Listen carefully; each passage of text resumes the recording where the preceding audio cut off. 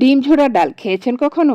আঙুল চেটেপুটে খাওয়ার মতো একটা রেসিপি, আর উপকরণ সবসময় আমাদের সবার ঘরেই থাকে।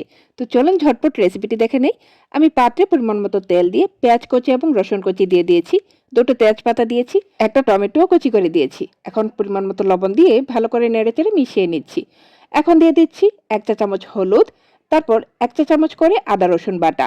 তারপর সবকিছু ভালো করে নেড়েচেড়ে মিশিয়ে নিচ্ছি টমেটোটা গলে যাওয়া পর্যন্ত।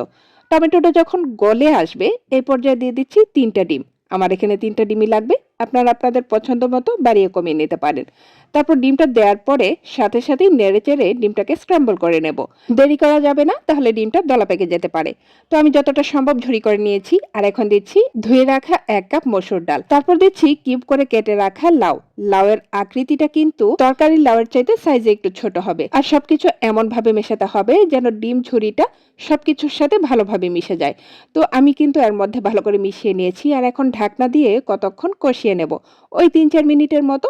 তারপর ঢাকনা তুলে দিয়ে দিলাম পরিমাণ মতো পানি। আর এর ফাঁকে অবশ্য আমি কয়েকবার নেড়েচেড়েও দিয়েছি। এর মধ্যে কিন্তু ডাল এবং লাউ সেদ্ধ হয়ে গিয়েছে। আর সর্বশেষ দিয়ে দিচ্ছি ধনেপাতা এবং কাঁচামরিচ। তারপর ডালটা যখন আমার পছন্দের ঘনত্বে চলে এসেছে তখন কিন্তু আমি গরম গরম পরিবেশন করে নিয়েছি। আর এই ডাল গরম ভাত দিয়ে খেতে এত মজা, একবার হলেও আপনারা অবশ্যই খেয়ে দেখবেন।